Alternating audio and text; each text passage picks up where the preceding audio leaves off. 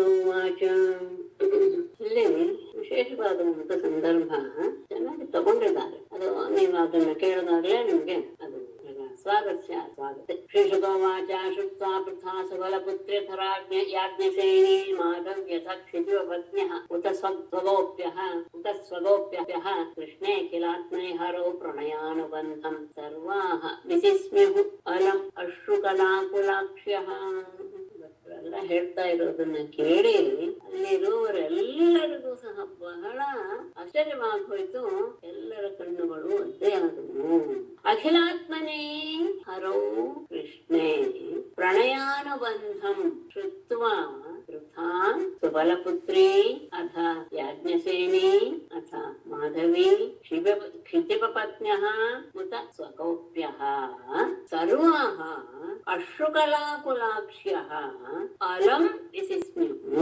ಅಖಿಲಾತ್ಮನಿ ಎಲ್ಲರ ಆತ್ಮಸ್ವರೂಪನಾದಂತಹ ಹರೇಹೇ ಪರಮಾತ್ಮನಾದ ಕೃಷ್ಣೇ ಕೃಷ್ಣನಲ್ಲಿ ಪ್ರಣಯಾನುಬಂಧಂ ಅವರೆಲ್ಲರಿಗೂ ಇರುವಂತಹ ಅಂತಹ ಗಾಢವಾದಂತಹ ಪ್ರೀತಿ ಅನುಬಂಧವನ್ನ ಶ್ರುತ್ವ ಕೇಳಿ ಪೃಥಾ ಕುಂತಿ ಸುಬಲಪುತ್ರಿ ಗಾಂಧಾರಿ ಅಥ ಯಾಜ್ಞಸೇನಿ ದ್ರೌಪದಿ ಮಾಧವಿ ಅಂದ್ರೆ ಸುಭದ್ರ ಕೃಷ್ಣನ ತಂಗಿ ಕ್ಷಿತಿಪಪತ್ನ್ಯಃ ಉಳಿದ ಅಲ್ಲಿ ಬಂದಂತಹ ಅನೇಕ ರಾಜರು ಬಂದಿದ್ದಾರಲ್ಲ ಅವರ ಪತ್ನಿಯರು ಮತ್ತು ಸ್ವಗೋಪ್ಯಃ ಅಲ್ಲಿ ಕೃಷ್ಣನ ಭಕ್ತರಾದ ಅಂತ ಅದು ತಗೊಳ್ಬಹುದು.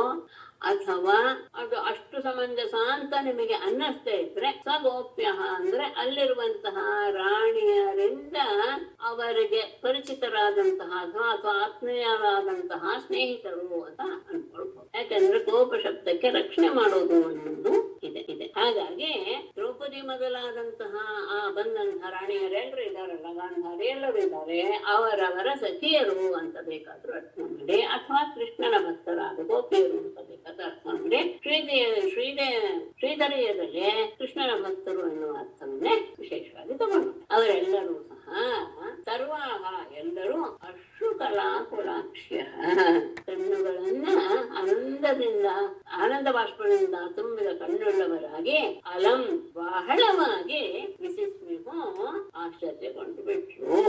ಅವರ ಒಬ್ಬೊಬ್ಬರು ಮಾತನಾಡಿದಂತಹ ಅವರ ಭಾವ, ಅವರ ವ್ಯವಹಾರ, ಅವರು ಹೇಳಿದಂತಹ ಕೊನೆಯಲ್ಲಿ ಹೇಳಿದಂತಹ ಮಾತು, ನಾನು ಇವನ ದಾಸಿಯಾಗಿ ಇರ್ತೀನಿ, ಅವನ ಸೇವಕಿಯಾಗಿ ಇರ್ತೀನಿ, ಈ ತರದ್ದೆಲ್ಲ ಶಬ್ದ ಕೇಳಿ ಅವನಲ್ಲಿ ಎಂತಹ ಭಾವ ಇಟ್ಕೊಂಡಿದ್ದಾರೆ ಇವರೆಲ್ಲರೂ ಅನ್ನೋದನ್ನ ಮನಸ್ಸಿಗೆ ತಂದುಕೊಂಡಾಗ ಪ್ರತಿಯೊಬ್ಬರಿಗೂ ಸಹ ಕಣ್ಣು ಒದ್ದೆ ಆಯ್ತು.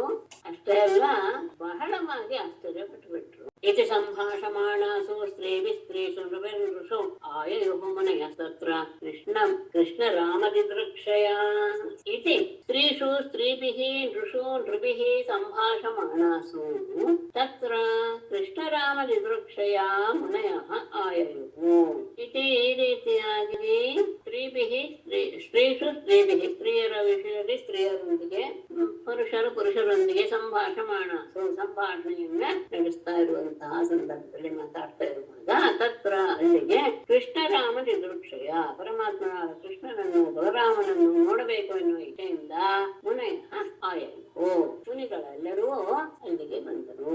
ಅಲ್ಲಿಗೆ ಬಂದಿದ್ದಾನೆ ಕುರುಕ್ಷೇತ್ರಕ್ಕೆ ಪರಮಾತ್ಮ ಎನ್ನುವುದು ಗೊತ್ತಾದಾಗ ಅವರಿಬ್ಬರನ್ನು ನೋಡಬೇಕು ಎನ್ನುವಂತಹ ಬಯಕೆಯಿಂದ ಎಲ್ಲ ಮುನಿಗಳು ಸಹ ಅಲ್ಲಿ ಬಂದರು.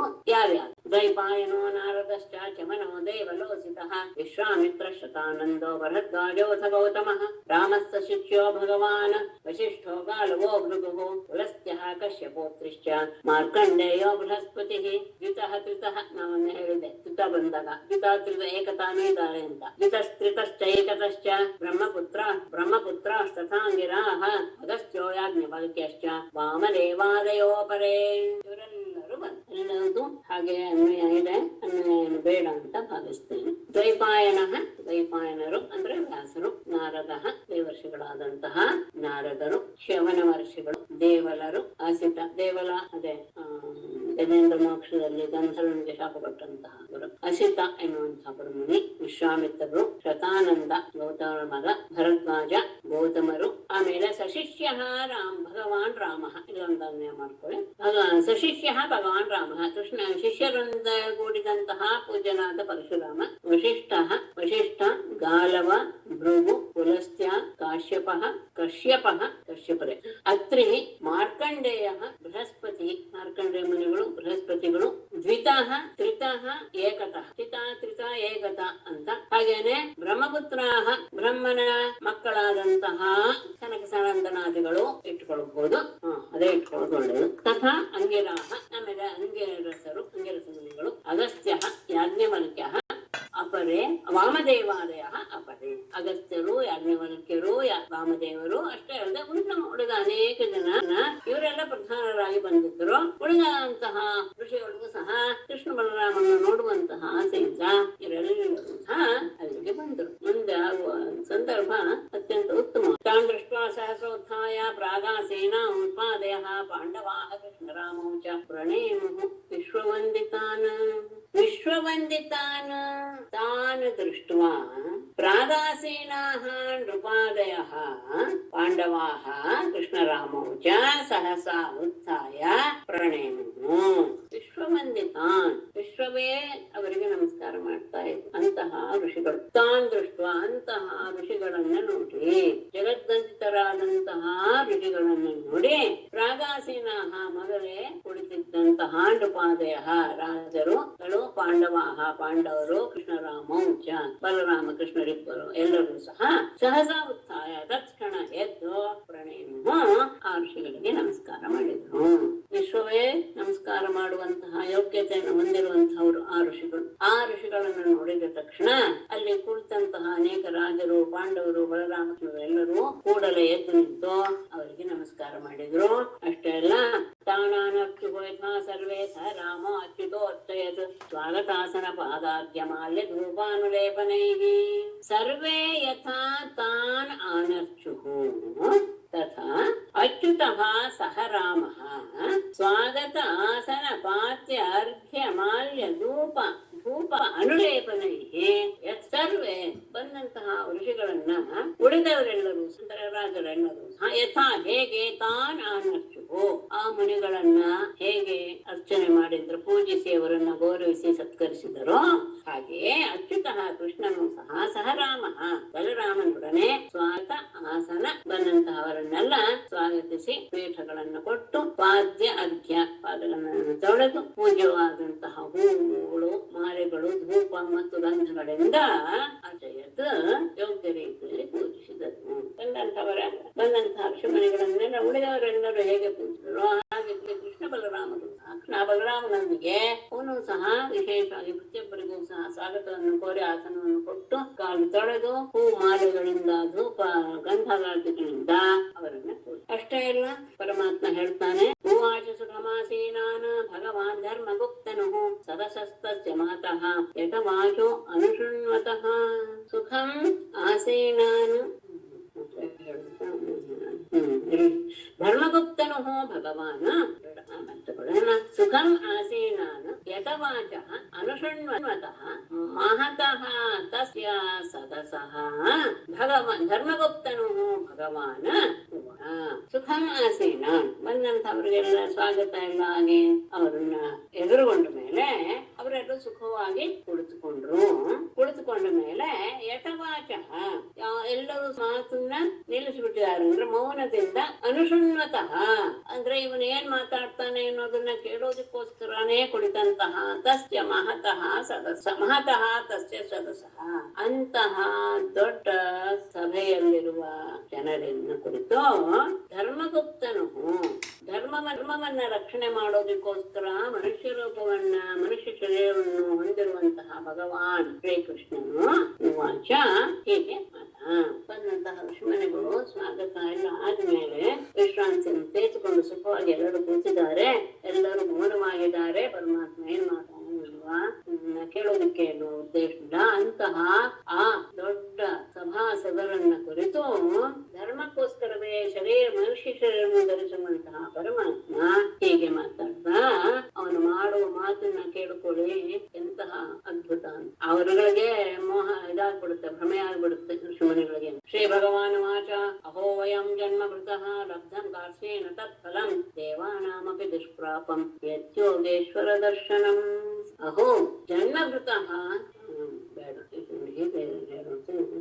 वयं जन्मभृतः तत्फलं कात्स्येन लब्धं यत् ದೇವಾನಾಮಪಿ ದುಷ್ಪ್ರಾಪಂ ಯೋಗೇಶ್ವರ ದರ್ಶನಂ ಅಹೋ ಆಶ್ಚರ್ಯ ಜನ್ಮಭೃತಃ ಇಂದು ನಮ್ಮ ಜನ್ಮ ಸಾರ್ಥಕವನ್ನು ಹೊಂದಿದವರಾದವು ವಯಂ ನಾವು ಜನ್ಮ ಹೊಂದಿದ್ದಕ್ಕೆ ಜನ್ಮ ಪಡೆದಿದ್ದಕ್ಕೆ ಸಾರ್ಥಕತೆ ಆಯ್ತು ಇವತ್ತು. ಯಾಕೆಂದ್ರೆ ಅದಷ್ಟೇ ಅಲ್ಲ ತತ್ಫಲಂ ಆ ಜನ್ಮ ಹುಟ್ಟಿದ ಅದರ ಫಲವನ್ನ ಜನ್ಮದಿಂದಾದಂತಹ ಫಲವನ್ನ ಕಾತ್ಸ್ಯೇನ ಪರಿಪೂರ್ಣವಾಗಿ ಲಬ್ಧಂ ನಾವು ಹೊಂದಿದೆವು. ಹುಟ್ಟಿದ್ದಕ್ಕೆ ಏನು ಬೇಕಾಗಿತ್ತು ಪರಿಪೂರ್ಣವಾದ ಫಲ ಏನು ಅದು ಇವತ್ತು ನಮ್ಗೆ ಸಿಕ್ಬಿಟ್ಟು ಏನೆಂದರೆ ದೇವಾನಾಮಪಿ ದುಷ್ಪ್ರಾಪಂ ದೇವತೆಗಳಿಗೂ ಸಹ ದುರ್ಲಭವಾದಂತಹ ಯೋಗೇಶ್ವರ ದರ್ಶನ. ಯೋಗೇಶ್ವರ ದರ್ಶನ ಅನ್ನೋದಿದೆಯಲ್ಲ ಅದು ನಮ್ಮ ಜನ್ಮ ಸಾರ್ಥಕತೆಯನ್ನ ಹೊಂದಿತು. ಅವರ ದರ್ಶನ ಅಷ್ಟೇ ಅಲ್ಲ ಆ ಜನ್ಮ ಬಂದಿದ್ದಕ್ಕೆ ಏನು ಪರಿಪೂರ್ಣವಾದ ಫಲ ಪಡಿಬೇಕಾಗಿತ್ತೋ ಅದನ್ನು ಸಹ ನಾವು ಪರಿಪೂರ್ಣವಾಗಿ ಪಡೆದು ಬಿಟ್ವಿ. ಯಾಕೆಂದ್ರೆ ದೇವತೆಗಳಿಗೂ ಸಹ ಸುಲಭವಲ್ಲ. ಯಾಕೆ ಯೋಗೇಶ್ವರ ದರ್ಶನ ಅವರಿಗೂ ಸಹ ಅವರ ಬಗ್ಗೆ ಅಂತಹ ಅವರಿಗೆ ಏನು ಇದಿರಲ್ಲ ಆಸಕ್ತಿ. ದೇವತೆಗಳಿಗೂ ಅಷ್ಟೇ ಇವರ ಬಗ್ಗೆ. ಹಾಗಾಗಿ ಇವರು ಅಂತಹವ್ರನ್ನ ನೋಡಕ್ಕೂ ಹೋಗೋದಿಲ್ಲ. ಯೋಗೇಶ್ವರ ದರ್ಶನ ಆಯ್ತು ಅಂದ್ರೆ ಆ ದರ್ಶನ ಮಾಡುವಂತಹ ಅವರು ಬಹಳ ಪವಿತ್ರರು. ಯಾಕೆ ಅಂದ್ರೆ ಇಂಥವರ ದರ್ಶನ ನಮಗೆ ಆಗ್ತಾ ಇದೆ ಅಂದ್ರೆ ನಾವೆಂಥವ್ರು ಅಂತಹ ಪುಣ್ಯವಂತರೇ. ಕಿಂ ಸ್ವಲ್ಪ ತಪಸಾಂ ಅರ್ಚಾಯಾಂ ದೇವ ಚಕ್ಷುಷಾಂ ದರ್ಶನ ಸ್ಪರ್ಶನ ಪ್ರಶ್ನ ಪ್ರಾದಾರ್ಚನಾದಿಕಂ ಸ್ವಲ್ಪ ತಪಸಾಂ ದೇವಚಕ್ಷುಷಾಂ ಅರ್ಚಾಯಾಂ ನೃಣಾಂ ದರ್ಶನ ಸ್ಪರ್ಶನ ಪ್ರಶ್ನ ಪ್ರಾದಾರ್ಚನಾದಿಕಂ ಕಿಂ ಸ್ವಲ್ಪ ತಪಸಾಂ ಏನೋ ಒಂದು ಸ್ವಲ್ಪ ತಪಸ್ಸನ್ನ ಮಾಡ್ತಾ ಇರ್ತೀವಿ. ಅಂದ್ರೆ ಏನ್ ಹೇಳ್ತಾರೆ, ಏನಾದ್ರೂ ಒಂದು ತೀರ್ಥ ಸ್ನಾನ ಇತ್ಯಾದಿ ಒಂದು ಸಣ್ಣ ಸಣ್ಣ ಸಣ್ಣ ಸಣ್ಣ ತಪಸ್ಸನ್ನ ಮಾಡ್ತಿರ್ತೀವಿ. ದೇವಚಕ್ಷುಷಾಂ ದೇವರು ಅಂತ ತಿಳಿದು ಅಚಾಯಾಂ ವಿಗ್ರಹದಲ್ಲಿಯೇ ಆರಾಧಿಸುವಂತಹ ನೃಣಾಂ ಮನುಷ್ಯರೇ ದರ್ಶನ ಸ್ಪರ್ಶನ ಇಂತಹ ಮಹರ್ಷಿಗಳ ಅಂದ್ರೆ ತಮ್ಮೆಲ್ಲರ ದರ್ಶನ ಸ್ಪರ್ಶನ ಅವರ ಸ್ಪರ್ಶವಾಗೋದು, ಪ್ರಶ್ನ ಅವರ ಜೊತೆಗೆ ಮಾತನಾಡೋದು, ಅವರ ಕುಶಲ ಪ್ರಶ್ನೆಯನ್ನು ಮಾಡೋದು, ಪ್ರಹ್ವ ಅವರಿಗೆ ವಂದನೆ ಮಾಡೋದು, ಪಾದಾರ್ಚನಾದಿಕಂ ಅವರ ಪಾದಗಳಿಗೆ ಪೂಜೆ ಮಾಡೋದು ಇತ್ಯಾದಿಗಳೆಲ್ಲವೂ ಕಿಂ ದೊರಕೋದು ಅಂದ್ರೆ ಸಾಮಾನ್ಯವೇ. ಅಂದ್ರೆ ದೊಡ್ಡ ದೊಡ್ಡ ದೇವತೆಗಳಿಗೂ ದುರ್ಲಭವಾದದ್ದು. ಏನೋ ಸ್ವಲ್ಪ ತೀರ್ಥ ಸ್ನಾನ ಇತ್ಯಾದಿ ಸ್ವಲ್ಪ ಸ್ವಲ್ಪ ತಪಸ್ ಮಾಡ್ತಾ ಇರುವಂತವರು ಅಷ್ಟೇ ಅಲ್ಲ, ನಮಗೆ ಬೇಕಾದಂತಹ ಇಷ್ಟವಾದ ದೇವತೆಯನ್ನ ನಾವು ವಿಗ್ರಹದಲ್ಲಿಯೇ ನೋಡ್ತಾ ಅಲ್ಲಿಯೇ ಪೂಜೆ ಮಾಡ್ತಾ ಇರುವವರು. ಅಂತಹ ನಮಗೆ ತಮ್ಮಂತಹವರನ್ನು ನೋಡುವುದು, ಸ್ಪರ್ಶ ಮಾಡುವುದು, ಅವರನ್ನು ಮಾತಾಡಿಸೋದು, ಅವರಿಗೆ ನಮಸ್ಕಾರ ಮಾಡುವುದು, ಪಾದಸೇವೆ ಮಾಡುವುದು ಇದೆಲ್ಲವೂ ಸಹ ಹೇಗೆ ತಾನೇ ಸಾಧ್ಯವಾಗಿದೆ ಅಂದ್ರೆ ಏನರ್ಥ, ನಾವು ಬಹಳ ಪುಣ್ಯವಂತರು, ನಮ್ಮ ಜನ್ಮ ಸಾಧಕವಾಯ್ತು. ಯಾಕೆ ಅಂದರೆ ಇದನ್ನ 2-3 ಸತಿ ಹೇಳಿದ್ದೀನಿ. ಇದು ಮತ್ತೆ ಬಂದಿದೆ ಈ ಶ್ಲೋಕ ಕೃಷ್ಣನ ಬಾಯಲ್ಲಿಯೇ ಬಂದಿರುವಂತದ್ದು. ಲಹ್ಯಮ್ಮಯಾನಿ ತೀರ್ಥಾನಿ ನ ದೇವಾ ಮೃಚ್ಛಿಲಾಮಯಾಃ ತೇ ಪುನಂತಿ ಕುರುಕಾಲೇನ ದರ್ಶನಾದೇವ ಸಾಧವಃ. ಹೇಗೆ ನಿಮ್ಮ ದರ್ಶನ ಅಷ್ಟೆಲ್ಲ ಫಲಪ್ರದ ಅಂದ್ರೆ ಅಮ್ಮಯಾನಿ ನಹಿ ತೀರ್ಥಾನಿ ಮೃಚ್ಛಿಲಾಮಯಾಃ ನ ದೇವಾಃ ತೇ ಉರುಕಾಲೇನ ಪುನಂತಿ ಸಾಧವಃ ದರ್ಶನಾದೇವ. ಅಮ್ಮಯಾನಿ ಅಪುಮಯ ಅಮ್ಮಯ ಅಂತ ಆಗುತ್ತೆ. ಅಂದ್ರೆ ನೀರುಗಳು ಇರುವಂತಹದ್ದು ನಹಿ ತೀರ್ಥಾನಿ ಕೇವಲ ನೀರು ಅನ್ನೋದು ತೀರ್ಥ ಅಂತ ಅನ್ಸ್ಕೊಳ್ಳಲ್ಲ. ಅಂದ್ರೆ ತೀರ್ಥ ಸ್ನಾನಕ್ಕೆ ಅಂತ ನಾವು ಹೋಗ್ತೇವೆ, ಅದು ಕೇವಲ ನೀರು ಜಲಮಯವಾದಂತಹ ತೀರ್ಥವಾಗಲಿ ಅಥವಾ ಮೃಚ್ಛಿಲಾಮಯ ಮಣ್ಣು ಕಲ್ಲುಗಳ ರೂಪದಲ್ಲಿರುವಂತಹ ಊರಾಗಲಿ ನ ದೇವಾಹ ಅವರು ದೇವತೆಗಳಾಗಲಿ ಅಲ್ಲ. ಅಂದ್ರೆ ಹಾಗಾದ್ರೆ ಅವ್ರನ್ನ ಆರಾಧಿಸೋದು ತಪ್ಪೆ, ತೀರ್ಥ ಮಾಡೋದು ತಪ್ಪೆ ಅಂದ್ರೆ ಇಲ್ಲ, ಸರಿನೇ. ಅವುಗಳು ನಿಜವಾಗಿಯೂ ಸಹ ತೀರ್ಥ ಕಲ್ಲು ವಿಗ್ರಹಗಳೇ ದೇವತೆಗಳು ಅನ್ಸೋದಿಲ್ಲ. ಆದ್ರೆ ಅದನ್ನ ಸಿದ್ಧಿ ಪಡ್ಕೊಂಡಿದಾರಲ್ಲ ಅಂದ್ರೆ ಹೌದು. ಉರುಕಾಲೇನ ಪುನಂತೆ ಅಲ್ಲಿ ನಾವು ನಮ್ಮ ಶ್ರದ್ಧೆಯನ್ನು ಎಷ್ಟು ತೋರಿಸ್ತೀವೋ ಅದರ ಮೇಲೆ ಬಹಳ ಕಾಲವಾದ ಮೇಲೆ ತೇ ಪುನಂತಿ ಅವುಗಳು ನಮ್ಮನ್ನ ಪವಿತ್ರಗೊಳಿಸುತ್ತೆ. ಅಂದ್ರೆ ನಮ್ಮಲ್ಲಿ ಆ ರೀತಿಯ ಫಲ ಸಿಗಬೇಕಾದ್ರೆ ತೀರ್ಥ ರೂಪದ ಜಲವಾಗಲಿ ಶಿಲಾಮಯ ರೂಪವಾದಂತಹ ದೇವತೆಗಳಾಗಲಿ ಬಹಳ ಕಾಲದ ಮೇಲೆ ನಮ್ಮನ್ನ ಅನುಗ್ರಹಿಸ್ತಾರೆ. ಆದರೆ ಸಾಧವ ತಮ್ಮಂತಹ ಸತ್ಪುರುಷರಾದರೂ ದರ್ಶನಾದೇವ ಕೇವಲ ದರ್ಶನ ಮಾತ್ರದಿಂದಲೇ ಪವಿತ್ರಗೊಳಿಸ್ಬಿಡ್ತಾನೆ. ಕೇವಲ ಅವರನ್ನ ನೋಡಿದ್ರೆ ಸಾಕು ನಾವು ಪವಿತ್ರ ಆಗಿಬಿಡ್ತೇವೆ. ತೀರ್ಥ ಸ್ನಾನವಾಗಲಿ, ದೇವತೆಗಳ ವಿಗ್ರಹ ರೂಪವಾದ ದೇವತೆಗಳ ಪೂಜೆ ಆಗಲಿ ಎಲ್ಲವೂ ಸಹ ಬಹಳ ಕಾಲದ ಮೇಲೆ ಅವುಗಳು ಫಲವನ್ನು ನೀಡುವಂತಹದ್ದು. ಅಷ್ಟು ಬೇಗ ಅವುಗಳು ನಮ್ಮನ್ನ ಪಾವನಗೊಳಿಸೋದಿಲ್ಲ. ಆದ್ರೆ ತಮ್ಮಂತಹ ಸತ್ಪುರುಷರಾದರೂ ದರ್ಶನ ಮಾತ್ರದಿಂದಲೇ ಪಾವನಗೊಳಿಸ್ತಾರೆ. ಅಲ್ಲ, ಬೇಕಾದಷ್ಟು ರೀತಿಯ ಉಪಾಸನೆಗಳೆಲ್ಲ ಇವೆಯಲ್ಲ, ಅದರಿಂದ ಎಲ್ಲ ಸಾಧ್ಯವಿಲ್ಲವೇ ಅಂದರೆ ಅದನ್ನು ಹೇಳ್ತಾನೆ ಕೃಷ್ಣ. ನಾಗ್ನ ಸೂರ್ಯೋ ನ ಚಂದ್ರಕಾರಕಾಃ ನ ಭೂರ್ಜಲಂ ಖಂ ಪ್ರಸನೋಥ ವಾಂಗ್ ಮನಃ ಉಪಾಸಿತಾ ಭೇದಕೃತೋ ಹರಂತ್ಯಘಂ ವಿಪಶ್ಚಿತೋ ಘ್ನಂತಿ ಮುಹೂರ್ತ ಸೇವೆಯ ಅಗ್ನಿಃ ನ ಭೇದಕೃತಃ ಉಪಾಸಿತಾಃ ಅಗ್ನಿಃ ಅಘಂ ನ ಅಗ್ನಿಃ ಭೇದಕೃತಃ ಉಪಾಸಿತಾಃ ಅಗ್ನಿಃ ನ ಅಗ್ನಿಃ ನ ಸೂರ್ಯಃ ನ ಚ ಚಂದ್ರತಾರಕಾಃ ನ ಭೂಃ ಜಲಂ ಖಂ ಶ್ವಸನಃ ಅಥ ವಾಂಗ್ಮನಃ ಭೇದಕೃತಃ ಉಪಾಸಿತಾಃ ಅಘಂ. ಆ ನ ಎನ್ನುವುದು ಎಲ್ಲ ಹರಂತಿ ಅನ್ನೋದಕ್ಕೆ ಅನ್ವಯ ಮಾಡ್ಕೊಳ್ಬೇಕು. ಹರಂತಿ ಬಹುವಚನ ಇಟ್ಬಿಟ್ಟಿದೆ, ಹಿಂದೆ ಎಲ್ಲ ಹೇಳಿರೋದಲ್ವ ಏಕವಚನದಲ್ಲಿದೆ, ಹಾಗಾಗಿ ಹರಂತಿ ಅನ್ನೋದಕ್ಕೆ ಅದನ್ನ ಮಾಡಕ್ ಆಗಲ್ಲ. ಹಾಗಾಗಿ ಅನ್ವಯ ಸ್ವಲ್ಪ ಕಷ್ಟ ಆಯ್ತು ನನಗೆ. ನಾ ಅನ್ನೋದು ಒಂದೇ ಇದ್ದಿದ್ರು ಚೆನ್ನಾಗಿರೋದು, 2, 3, 4 ನಾ ಇರೋದ್ರಿಂದ ಸ್ವಲ್ಪ ಸಮಸ್ಯೆ ಆಗ್ತಾ ಇದೆ. ಇವರೆಲ್ಲರೂ ಸಹ ಅಗಂ ನ ಹರಂತಿ, ಆ ನ ಅನ್ನೋದನ್ನ ಹರಂತಿಗೆ ವಿಪಶ್ಚಿತ ಮುಹೂರ್ತ ಸೇವೆಯ ಘ್ನಂತಿ.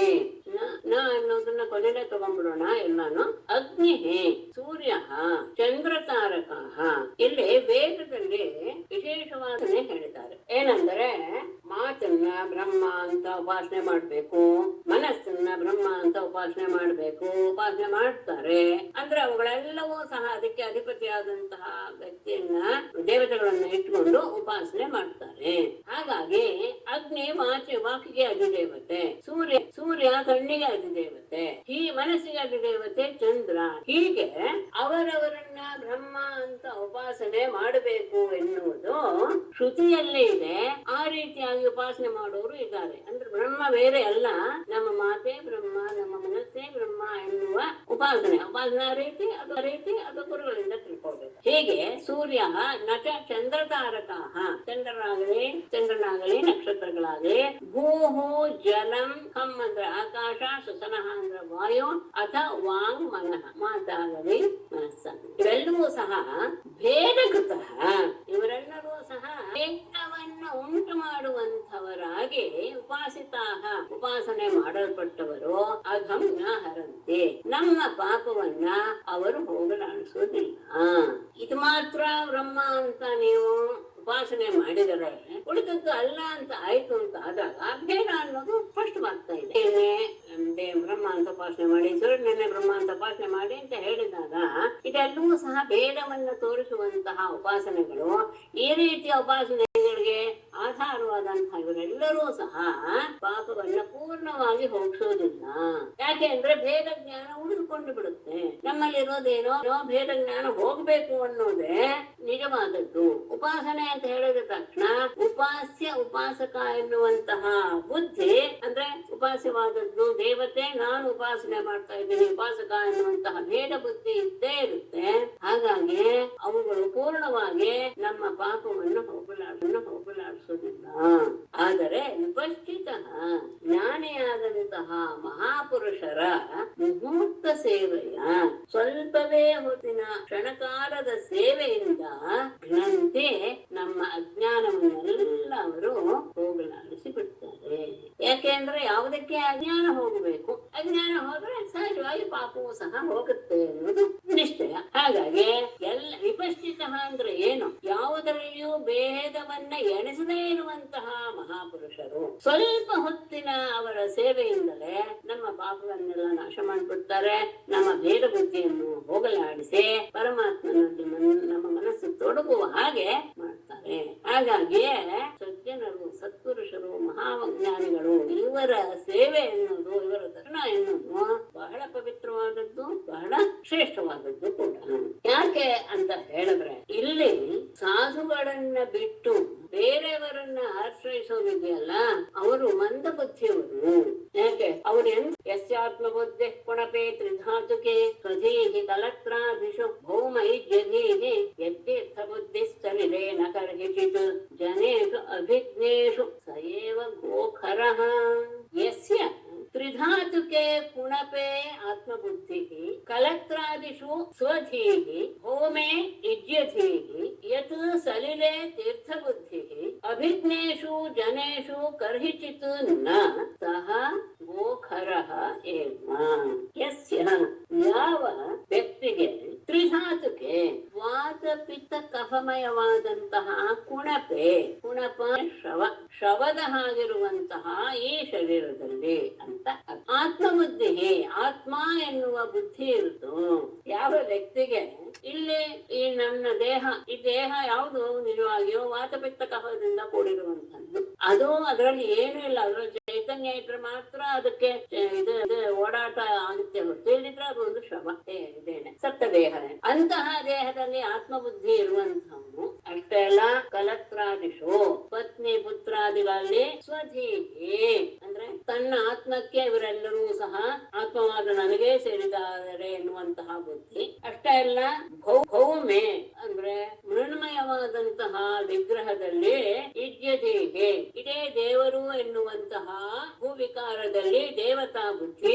ಅಷ್ಟೇ ಅಲ್ಲ, ಯತ್ ಯಾವ ಕಾರಣದಿಂದ ಸಲಿಲೆ ನೀರಿನಲ್ಲಿ ತೀರ್ಥ ಬುದ್ಧಿ, ಇದು ತೀರ್ಥ ಎನ್ನುವಂತಹ ಭಾವನೆ. ಅಷ್ಟೇ ಅಲ್ಲ, ಆದರೆ ಈಗ ಇದ್ರೂ ಸಹ ಅಭಿಜ್ಞೇಷು ಜನೇಷು ತತ್ವವನ್ನ ಅರಿತಂತಹ ಜ್ಞಾನಿಗಳ ವಿಷಯದಲ್ಲಿ ಕರ್ಹಿತನ ಎಂದಿಗೂ ಇರೋದೇ ಇಲ್ವೋ ಆ ಭಾವನೆ. ಅಂದ್ರೆ ಅವರು ನಿಜವಾಗಿಯೂ ಸಹ ಆತ್ಮವನ್ನ ತಿಳಿಸ್ಕೊಡ್ತಾರೆ, ಅವರೇ ಪರಮಾತ್ಮ ಎನ್ನುವಂತಹ ಭಾವ ಯಾರಿಗೆಲ್ವೋ ಸಹ ಗೋಖರ ಏವ. ಆತ ಒಂದು ಎತ್ತಿನ ಹಾಗೆ, ಒಂದು ಕತ್ತೆಯ ಹಾಗೆ. ಗೋ ಅಂದ್ರೆ ಎತ್ತು ಅಥವಾ ಹಸು, ಎತ್ತು ಅಂತ ಹೇಳೋದು ಒಳ್ಳೇದು, ಯಾಕಂದ್ರೆ ಅದು ನಿರ್ವಿಕಾರವಾಗಿ ಇರೋದ್ರಿಂದ ಒಂದು ಅಥವಾ ಒಂದು ಕಥೆ. ಅಂದ್ರೆ ಪಶುಗಳ ರೀತಿಯಲ್ಲಿ ಅವನಿರ್ತಾನೆ ಹೊರತು ಜ್ಞಾನಿ ಪುರುಷರ ಬಗ್ಗೆ ಯಾವಾಗ ಅವರು ಮಹಾತ್ಮರು ಎನ್ನುವಂತಹ ವಿಷಯದಲ್ಲಿ ಅಂತಹ ಬುದ್ಧಿ ಇರೋದಿಲ್ಲ. ಯಾವ್ದಾವುದೋ ವಿಷಯದಲ್ಲಿ ಇದು ತೀರ್ಥ, ಇದೇ ನಮ್ಮವರು, ಇದೇ ನಮ್ಗೆ ಬುದ್ಧಿಯನ್ನು ಕೊಡುತ್ತೆ, ಇದೇ ನಮ್ಗೆ ಆನಂದವನ್ನು ಕೊಡುತ್ತೆ, ಈ ರೀತಿಯಾದಂತಹ ಭಾವನೆ ಯಾವ್ಯಾವುದರಲ್ಲಿ ಇಟ್ಕೊಂಡಿದ್ದೀವಿ. ಆದರೆ ತತ್ವವೇತ್ತರಾದಂತಹ ಜ್ಞಾನಿಗಳ ಅಂತಹ ಬುದ್ಧಿ ಯಾರಿಗೆ ಇರೋದಿಲ್ವೋ ಅವನು ಒಂದು ರೀತಿಯ ಎತ್ತಿನ ಹಾಗೆ, ಒಂದು ರೀತಿಯ ಕತ್ತೆಯ ಹಾಗೆ. ಈ ಮಾತನ್ನ ಆಡಿದ ತಕ್ಷಣ ಅಂದ್ರೆ ನಿಮ್ಮಂತಹವರ ದರ್ಶನ ಅಂತ ಬಂದಂತಹ ಮುನಿಗಳಿಗೆ ಹೇಳಿದಾಗ ಶ್ರೀ ಶುಕೋವಾಚ ನಿಶಮ್ಯೇತ್ಥಂ ಭಗವತಃ ಕೃಷ್ಣಸ್ಯ ಅಕುಂಠಮೇಧಸಃ ವಚೋ ದುರನ್ಮಯಂ ವಿಪ್ರಾಹ ತೂಷ್ಣೀಂ ಆಸನ್ ಭ್ರಮದ್ಧಿಯಃ. ಅಕುಂಠಮೇಧಸಃ ಭಗವತಃ ಕೃಷ್ಣಸ್ಯ ದುರನ್ವಯಂ ನಿತ್ಥಂ ವಚಃ ನಿಶಮ್ಯ ವಿಪ್ರಾಹ ಭ್ರಮದ್ಧಿಯಃ ತೂಷ್ಣೀಂ ಆಸನ್.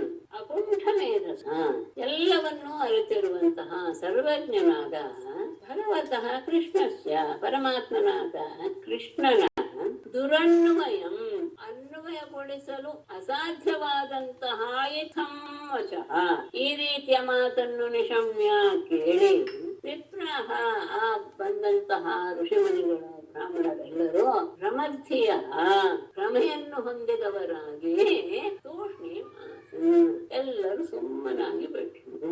ಅಂದ್ರೆ ಇದು ದುರನ್ವಯ, ಅನ್ವಯಿಸ ಕಷ್ಟ. ಅವನೇನ್ ಹೇಳ್ತಿದ್ದಾನೆ, ನಿಮ್ಮಂಥವರೇ ನಮ್ಮನ್ನೆಲ್ಲ ಪವಿತ್ರಗೊಳಿಸ್ತಾರೆ ಅಂತ. ಅಂದ್ರೆ ಏನು, ಭಗವಂತನನ್ನ ಪವಿತ್ರಗೊಳಿಸ್ತಾರೆ ಅಂತ ಋಷಿಗಳಿಗೆ ಅನ್ವಯಿಸಬೇಕು. ಋಷಿಗಳನ್ನ ಪೂಜಿಸಬೇಕು ಎನ್ನುವಂತಹದ್ದು ಕೃಷ್ಣನಿಗೆ ಅನ್ವಯವೇ. ಇದೆಲ್ಲ ಬಂದಾಗ ಇದನ್ನ ಹೇಗೂ ಅನ್ವಯ ಮಾಡೋದು ಕಷ್ಟವೇ ಆಗಿದೆ. ಈ ರೀತಿಯ ಮಾತನ್ನ ಕೇಳಿದಾಗ ಅವರ ಬುದ್ಧಿ ಸ್ವಲ್ಪ ಗಿರ್ರನ್ನಿಸ್. ಆಗ ಏನು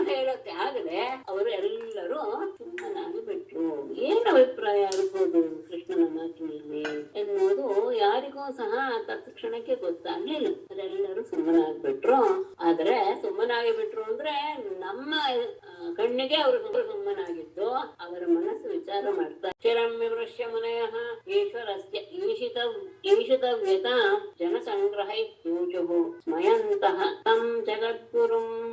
ಈಶ್ವರಸ್ಯ ಈಶಿತವ್ಯತಾಂ ಚಿರಂ ನಿವೃಶ್ಯ ಮುನಯಃ ಸ್ಮಯಂತಃ ತಂ ಜಗದ್ಗುರುಂ ಜನಸಂಗ್ರಹ ಇತ್ಯೂಚುಃ. ಈಶ್ವರಸ್ಯ ಈಶಿತವ್ಯತಾಂ, ಆ ಪರಮೇಶ್ವರನ ಈಶಿತವ್ಯತಾಂ ಅಂದರೆ ಶಾಸ್ತ್ರಾಗಾದ ವಿಧಿಗೆ ಅಧೀನನಾಗಿ ಅವನು ಕರ್ಮವನ್ನ ಆಚರಿಸಿದ ಬಗೆ ಎಲ್ಲವನ್ನು ಗಮನಿಸಲು ಬಂದಂತಹವರೆಲ್ಲ ಸ್ವಾರ್ಥ ಇತ್ಯಾದಿ ಎಲ್ಲ ಮಾಡಿ ಅದನ್ನ ಚಿರಂ ನಿಮೃಶ್ಯ ಬಹಳ ಕಾಲ ಅದರ ಬಗ್ಗೆ ವಿಚಾರ ಮಾಡಿದಂತಹ ಮುನಯ ಮುನಿಗಳು ಸ್ಮಯಂತಹ ಮುಗಳು ನಗುತ್ತಾ ತಮ್ ಜಗದ್ಗುರು ಜಗದ್ಗುರುವಾದಂತಹ ಅವನನ್ನು ಕುರಿತು ಜನಸಂಗ್ರಹ ಇದು ಲೋಕ ಸಂಗ್ರಹ ಅಂತ ಅವರು ಹೇಳಿಬಿಟ್ರು. ಅಲ್ಲಿಗೆ ನಿಲ್ಲಿಸ್ಬಿಟ್ರು. ಅಂದ್ರೆ ಬಹಳ ಬಂದ ಮಹಿಳೆಯಿಂದ ಅವನ ವ್ಯವಹಾರ ಎಲ್ಲ ಗಮನಿಸಿದ್ರು. ಆತ ಶಾಸ್ತ್ರ ವಿಧಿಗೆ ಅನುಗುಣವಾಗಿ ಎಲ್ಲ ಕರ್ಮವನ್ನು ಆಚರಿಸಿದ ರೀತಿಯನ್ನೆಲ್ಲ ಬಹಳ ಹೊತ್ತು ಮನಸ್ಸಿಗೆ ತಂದುಕೊಂಡು ಅದ್ರ ಬಗ್ಗೆ ವಿಚಾರ ಮಾಡಿದ್ರು. ಆಮೇಲೆ ಅವರಿಗೆ ಅನ್ನಿಸ್ತು ಇದು ಲೋಕ ಸಂಗ್ರಹ ಅಂತ. ಲೋಕ ಸಂಗ್ರಹ ಅಂದ್ರೆ ಏನು? ಜನರು ತಪ್ಪು ದಾರಿಯನ್ನ ತುಳಿಯದೆ ಇರುವ ಹಾಗೆ ತಿದ್ದುವಿಕೆ. ಅಂದ್ರೆ ಜನರು ಹೇಗಿರಬೇಕು ಮಹಾಪುರುಷರ ವಿಷಯದಲ್ಲಿ ಅನ್ನೋದನ್ನ ಅವನು ತನ್ನ ಮಾತಿನಿಂದ ಪ್ರಕಟಪಡಿಸಿದ. ಇದು ಅದಕ್ಕೋಸ್ಕರ ಆಡಿದ ಮಾತೇ ಹೊರತು ಭಗವಂತ ಋಷಿಗಳನ್ನ ಪೂಜಿಸುವುದು ಅಂತ ಆಗಲೇ ಋಷಿಗಳು ಭಗವಂತನನ್ನ ಋಷಿಗಳು ಪವಿತ್ರಗೊಳಿಸ್ತಾರೆ ಅಂತ ಆಗಲೇ ಅಲ್ಲ. ಹೇಳಿದ ಮಾತು ಹಾಗಿತ್ತು, ಆದ್ರೆ ಅದು ಲೋಕ ಜನರನ್ನು ಉದ್ದೇಶಿಸಿ ಆಡಿದ ಮಾತು. ಮಹಾತ್ಮರ ವಿಷಯದಲ್ಲಿ ಹೇಗೆ ನಡ್ಕೊಳ್ಬೇಕು ಅವರೇ ಅತ್ಯಂತ ನಮ್ಮನ್ನ ಉದ್ಧಾರಗೊಳಿಸುವಂತಹ ಮಹಾತ್ಮರು ಏನು. ಆಗ ಹೇಳ್ತಾರೆ ಲೋಕ ಸಂಗ್ರಹ ಅಂತ ಹೇಳಿ ಜನಸಂಗ್ರಹ ಅಂತ ಹೇಳಿ ನಿನ್ನನ್ನ ತಿಳ್ಕೊಳ್ಳೋದು ಅಷ್ಟು ಸುಲಭ ಅಲ್ಲಪ್ಪ. ಅಂತವಾದಂತಹ ವಿಷಯಗಳು ಮುನ್ಮುಂದೆ ಅಂತೂ ಎಲ್ಲವೂ ಸಹ ನೀವು ಸಂಗ್ರಹ ಮಾಡಿಟ್ಕೊಳ್ಳುವಂತಹ ವಿಷಯಗಳೇ ಇದೆ. ಎನ್ಮಾಯಯ ತತ್ವವಿದುತ್ತಮ ವಯಂ ವಿಮೋಹಿತ ವಿಶ್ವಸೃಜಾಮಧೀಶ್ವರಾಃ ಯದೀಶತವ್ಯಾಯತಿ ಗೂಢ ಈಹಯ ಅಹೋ ವಿಚಿತ್ರಂ ಭಗವದ್ವಿಚೇಷ್ಟಿತಂ. ಲೋಕ ಸಂಗ್ರಹ ಅಂತ ಹೇಳಿ ತಾವು ಸಹ ನಾವೆಲ್ಲ ಜ್ಞಾನಿಗಳು ಅಂತ ತಿಳ್ಕೊಂಡಿದ್ದೀವಿ. ನಾವು ಸಹ ನಿನ್ನ ಈ ರೀತಿಯ ಮಾಯೆಗೆ ಒಳಗಾಗಿ ಬಿಟ್ಟಿದ್ದೇವೆ ಅನ್ನೋದನ್ನ ಹೇಳ್ತಾ ವಿಶ್ವಸೃಜಾಂ ಅಧೀಶ್ವರಾಃ ತತ್ವವಿದು ಉತ್ತಮಾಃ ವಯಂ ಯನ್ಮಾಯಯ ವಿಮೋಹಿತಾಃ ಯತ್ ಗೂಢಃ ಏಹಯ ಈಶಿತವ್ಯಾಯತಿ ಅಹೋ ವಿಚಿತ್ರಂ ಭಗವದ್ವಿಚೇಷ್ಟಿತಂ. ವಿಶ್ವಸೃಜಾಂ ಅಧೀಶ್ವರಾಃ, ವಿಶ್ವವನ್ನು ಸೃಷ್ಟಿ ಮಾಡುವಂತಹ ಅವರು ಲೋಕಪಾಲಕರು. ಇಂಥವರು ಒಬ್ಬೊಬ್ಬರಿಗೊಂದೊಂದಂತಹ ಮಟ್ಟ ಇದೆ. ಅಂಥವರಿಗೆಲ್ಲರಿಗೂ ಸಹ ಒಡೆಯರಾಗಿದ್ದರೂ ಸಹ ತತ್ವವಿದು ಉತ್ತಮ ಬಂದವರೆಲ್ಲ ಅಂತಹ ಮುನಿಗಳ ತತ್ವಜ್ಞಾನಿಗಳಲ್ಲಿ ಅತ್ಯಂತ ಶ್ರೇಷ್ಠರಾದಂತಹ ವಯಂ ನಾವು ಮಾಯೆಯ ಯಾವ ನಿನ್ನ ಮಾಯೆಯಿಂದ ವಿಮೋಹಿತ ನಾವು ಸಹ ಮೋಹಗೊಂಡು ಬಿಟ್ಟಿದ್ದೇವೆ. ಲೋಕಕರ್ತರಿಗೆಲ್ಲ ಈಶ್ವರರು. ಯಾಕೆಂದ್ರೆ ಮೊದಲಿಂದ ಆರಂಭದಿಂದ ಮಾಡಿದಂತಹವರು ಬ್ರಹ್ಮನ ಮಾನಸ ಪುತ್ರರಿಂದಲೇ ಎಲ್ಲ ಸೃಷ್ಟಿಗಳೆಲ್ಲವೂ ಶುರುವಾಯಿತು. ಆಮೇಲೆ ಹುಟ್ಟಿದಂತಹ ಎಲ್ಲ ಲೋಕ ಪಾಲಕರಿಗೂ ಸಹ ಅವರೆಲ್ಲ ಒಡೆಯರು, ಶ್ರೇಷ್ಠ ಜ್ಞಾನಿಗಳೂ ಹೌದು. ಆದರೆ ಭಗವಂತನಾದ ನಿನ್ನ ಮಾಯೆಗೆ ನಾವು ಮರಳಾಗಿ ಬಿಟ್ಟಿದ್ದೇವೆ. ನೀನು ಹೇಗಿದ್ದೀಯ? ಏಕೆಂದರೆ ಗೂಢ ನಿನ್ನನ್ನ ನೀನು ಮರೆಮಾಚಿಕೊಂಡು, ಅಂದ್ರೆ ನಿನ್ನ ಸ್ವರೂಪ ಏನಿದೆಯೋ ಅದನ್ನ ಮರೆಮಾಚಿಕೊಂಡು ಈಹಯ ನಿನ್ನ ಕ್ರಿಯೆಗಳಿಂದ ಈಶಿತವ್ಯಾಯತಿ ಅಂದರೆ ಎಲ್ಲರ ಜೀವಿಗಳ ಹಾಗೆ ನೀನು ನಡ್ಕೊಳ್ತಾ ಇದೀಯಾ. ನಿನ್ನ ಸ್ವರೂಪ ಏನಿದೋ ಎಲ್ಲರನ್ನೂ ನಿನ್ನ ಅಧೀನದಲ್ಲಿಟ್ಟುಕೊಳ್ಳುವಂತಹದ್ದು ನಿನ್ನ ಪ್ರಭಾವ, ನಿನ್ನ ಮಹಿಮೆ, ನಿನ್ನ ಸ್ವಭಾವ. ಆದರೆ ನೀನ್ ಹೇಗಿದೆಯಾ ಅಂದ್ರೆ ಮನುಷ್ಯನ ರೂಪವನ್ನು ಧರಿಸಿ ಅದರಲ್ಲಿ ನಿನ್ನನ್ನು ನೀನು ಮರೆಮಾಚಿಕೊಂಡು ಬಿಟ್ಟು ಉಳಿದವರೆಲ್ಲರೂ ಜೀವಿಗಳು ಹೇಗೆ ನಡೆದುಕೊಳ್ತಾರೋ ಅಂದ್ರೆ ಶಾಸ್ತ್ರೋಕ್ತವಾದಂತಹ ಕರ್ಮವನ್ನು ಹೇಗೆ ಮಾಡ್ತಾರೋ ಆ ರೀತಿಯಾದಂತಹ ಕರ್ಮವನ್ನು ಮಾಡ್ತಾ ಇನ್ನೊಬ್ಬರಿಗೆ ಅಧೀನನೋ ಎನ್ನುವ ಹಾಗೆ ನೀನು ನಡ್ಕೊಳ್ತಾ ಇದೀಯಾ. ಈಶಿತವ್ಯಾಯತಿ ಅಂದ್ರೆ ಇನ್ನೊಬ್ಬರಿಂದ ಇವನು ಆಜ್ಞೆಗೆ ಒಳಪಡುವವನು ಅಂತ ಅರ್ಥೈಸಿದ್ದಾರೆ. ಅಹೋ ಭಗವತ್ ಚೇಷ್ಟಿತಂ ವಿಚಿತ್ರಂ. ಹಾಗಾಗಿ ನಿಜವಾಗಿಯೂ ಭಗವಂತನ ಈ ಲೀಲೆ ವ್ಯವಹಾರ ಇದೆಯಲ್ಲ, ಬಹಳ ಆಶ್ಚರ್ಯವನ್ನು ಉಂಟು ಮಾಡದು. ಹೌದು, ನಮಗೆಲ್ಲ ಜ್ಞಾನ ಇದೆ, ನಾವು ಎಲ್ಲರನ್ನೂ ಸಹ ಮೀರಿಸುವಂತವ್ರು ಹೌದು, ಎಲ್ಲವೂ ಹೌದು. ಆದರೆ ನಿನ್ನ ಮಾಯೆ ನಮ್ಮನ್ನು ಸಹ ಮೋಹಗೊಳಿಸಿ ಬಿಟ್ಟಿದೆ. ಅಂದ್ರೆ ನೀನು ಆಡಿದ ಮಾತು ನಮ್ಮ ಮನಸ್ಸನ್ನ ಏನು ಹೇಗೆ ತಿಳ್ಕೊಳ್ಬೇಕು ಅನ್ನೋದೇ ಗೊತ್ತಾಗ್ಲಿಲ್ಲ. ಯಾಕೆ ಅಂದ್ರೆ ನಿನ್ನ ನಿಜವಾದ ಸ್ವರೂಪವನ್ನು ಮರೆಮಾಚಿಕೊಂಡು ಶಾಸ್ತ್ರೋಕ್ತವಾದ ಕರ್ಮದ ರೀತಿಯಲ್ಲಿ ವ್ಯವಹಾರ ಮಾಡ್ತಾ, ಇನ್ನೊಬ್ಬರನ್ನ ಕೇಳಿನೇ ನಾನು ಮಾಡುವ ರೀತಿಯಲ್ಲಿ, ಯಾರಿಗೂ ಅಧೀನ ಎನ್ನುವ ರೀತಿಯಲ್ಲಿ ವ್ಯವಹಾರ ಮಾಡ್ತಾ ಇದೀಯಾ. ನಿನ್ನ ವ್ಯವಹಾರ, ನಿನ್ನ ಲೀಲೆ ಬಹಳ ಆಶ್ಚರ್ಯವನ್ನು ಉಂಟು ಮಾಡುವಂಥದ್ದು. ನೀನೆಂಥವನು? ನಾರಾಯಣ ನಮಸ್ಕೃತ್ಯ ನರಂ ಚೈವ ನರೋತ್ತಮಂ ದೇವೀಂ ಸರಸ್ವತೀಂ ವ್ಯಾಸಂ ತತೋ ಜಯಮುದೀರಯೇತ್. ಸರ್ವೇ ಭವಂತು ಸುಖಿನಃ, ಸರ್ವೇ ಸಂತು ನಿರಾಮಯಾಃ, ಸರ್ವೇ ಭದ್ರಾಣಿ ಪಶ್ಯಂತು, ಮಾ ಕಶ್ಚಿತ್ ದುಃಖಭಾಗ್ ಭವೇತ್.